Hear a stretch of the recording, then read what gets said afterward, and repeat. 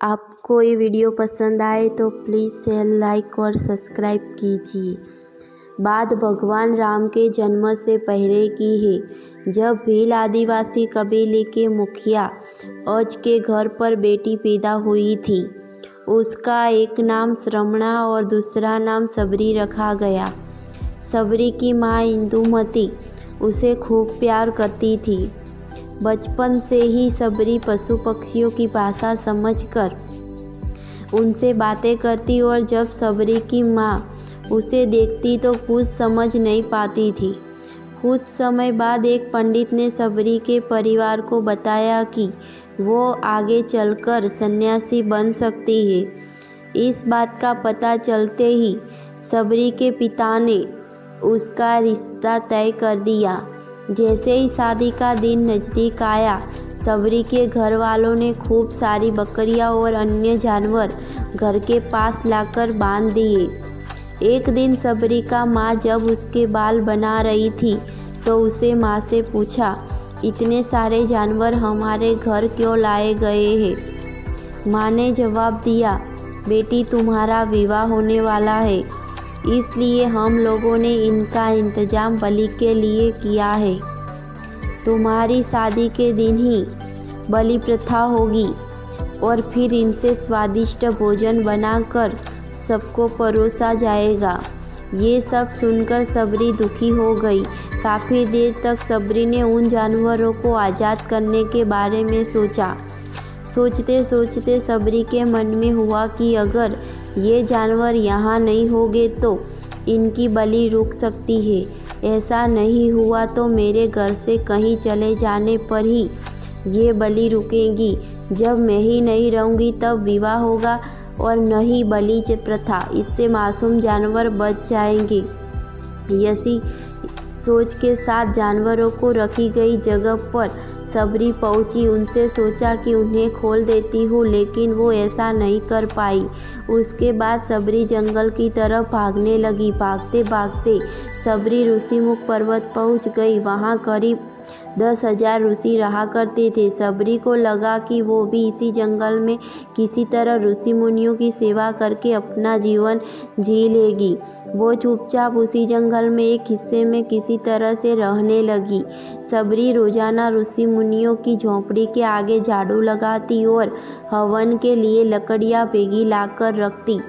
ऋषि मुनियों ने समझ नहीं आ रहा था कि जंगल में उनके काम अपने आप कैसे हो रहे हैं। एक दिन सबरी को किसी ऋषि ने देख लिया। उसे देखते ही उसका परिचय पूछा। जैसे ही सबरी ने बताया कि वो भील आदिवासी परिवार से संबंध रखती है तो उसे ऋषियों ने खूब डांट लगाई। सबरी को इस बात का बिल्कुल भी पता नहीं था कि उसकी जाति छोटी है और उसे ऋषियों द्वारा जाति की वजह अपमान सहन करना पड़ेगा। इतना सब होने के बाद भी सबरी हर ऋषि मुनि के दरवाजे पहुंचती और उनके आंगन में झाड़ू लगाकर उनसे गुरु दीक्षा देने के लिए कहती। हर कोई सबरी को उसकी जाति की वजह से अपने आश्रम से भगा देता था। ऐसा होते होते काफ़ी समय बीत गया। उसके बाद सबरी मंदंग ऋषि की कुटिया में पहुंची। वहां पहुंचकर मंदंग ऋषि को सबरी ने बताया कि वो उनसे गुरु दीक्षा लेना चाहती है। उन्होंने खुशी खुशी उसे अपने गुरुकुल में रहने दिया और भगवान से जुड़ा ज्ञान देते रहे।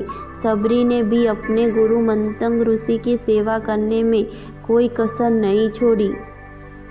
वो गुरुकुल के भी सारे काम करती थी। सबरी से खुश होकर मंदंग ऋषि ने उसे बेटी मान लिया था। समय के साथ मंदंग ऋषि का शरीर बुढ़ा हो गया। उन्होंने एक दिन सबरी को अपने पास बुलाया और कहा, बेटी मैं अपना देह त्यागना चाह रहा हूँ। बहुत साल हो गए इस शरीर में रहते रहते। सबरी ने दुखी मन से कहा, आपके ही सहारे मैं इस जंगल में रह पाई हूँ। आप ही चले जाएंगे तो मैं जीकर क्या करूँगी? आप अपने संग मुझे भी ले जाए, मैं भी देह त्याग दूँगी। मंदंग ऋषि ने जवाब दिया, बेटी तुम्हें चिंता करने की ज़रूरत नहीं है। राम तुम्हारी चिंता करेंगे और ध्यान भी रखेंगे।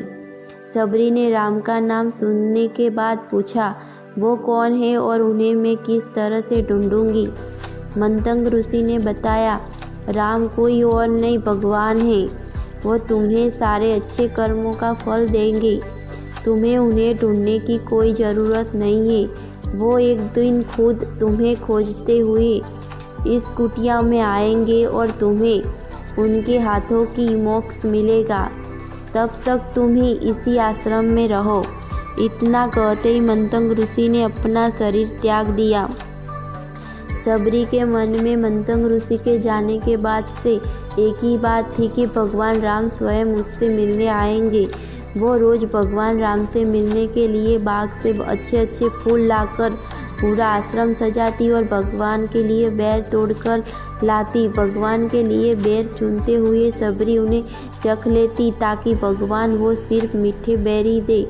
रोजाना सबरी इसी तरह भगवान के दर्शन की आस में फूल और बेर इकट्ठा करती रहती थी। इसी तरह इंतजार में कई साल बीत गए। सबरी का शरीर एकदम वृद्ध हो गया।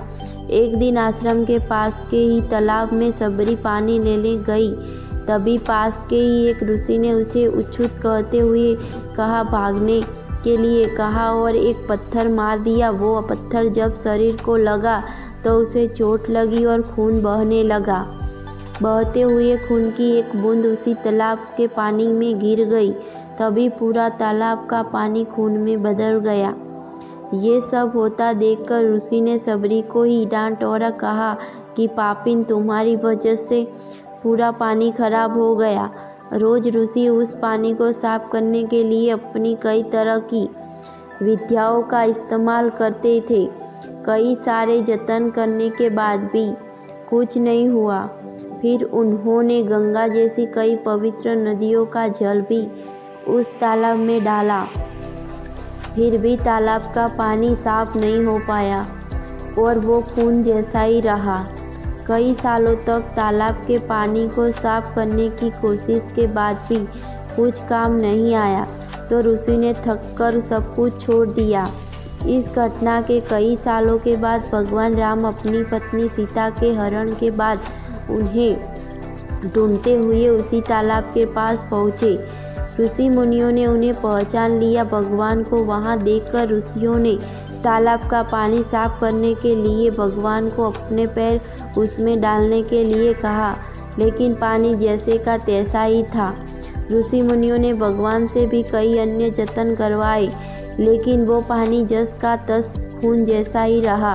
तब भगवान ने ऋषियों से पानी के रक्त में बदलने की कहानी पूछी। तब ऋषि ने सबरी को पत्थर मारने वाली सारी बात बता दी। उसके बाद कहा कि वो महिला ही अपवित्र है, छोटी जात की है, इसलिए ये सब हुआ। उसी वक्त भगवान राम ने कहा, ये सब आप लोगों के खराब वचनों से हुआ है। सबरी को इस तरह से शब्द बोलकर आप लोगों ने उसे नहीं बल्कि मेरे दिल को घायल किया है। इसी घायल दिल के रक्त का प्रतीक ये तालाब का लाल पानी है। आगे भगवान राम बोले, कहा है वो माई, मैं उनसे मिलना चाहता हूँ। तब तक सबरी उसी तालाब के पास पहुँच जाती है। इस दौरान सबरी के पैर को ठोकर लगती है और कुछ दूर उस तालाब में गिर जाती है। तभी सारा पानी साफ हो जाता है। भगवान सबसे कहते हैं कि देखिए, आप लोगों ने क्या कुछ नहीं किया, लेकिन पानी साफ नहीं हो पाया। अभी सिर्फ इनके पैरों की थोड़ी सी धूल ने ही तालाब का पानी साफ कर दिया। भगवान राम को सबरी पहचान चुकी थी। उन्हें प्रणाम करके सबरी ने कहा, भगवान आप मेरे साथ कुटिया में चलिए। भगवान भी खुशी खुशी सबरी के साथ चल पड़े। फूलों से सबरी ने भगवान राम का स्वागत किया। वो सीधे बैर तोड़ने के लिए भाग गई और चक कर उनके लिए बैर लेकर आई।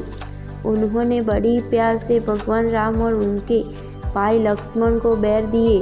भगवान राम ने भी उतने ही प्यार से उन बैर को खाना शुरू किया।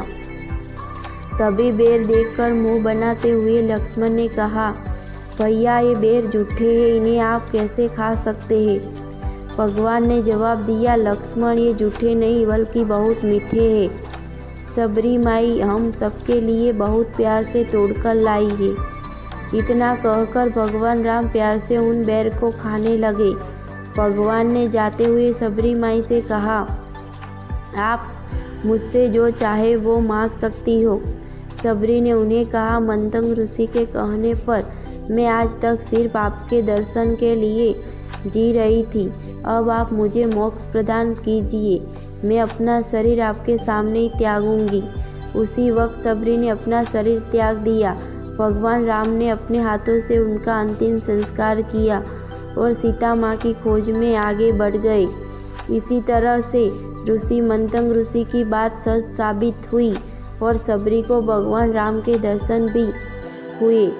तभी से भगवान राम को सबरी के राम भी कहा जाने लगा है। कहानी से सीख, सच्ची श्रद्धा हो तो भगवान के दर्शन जरूर होते हैं।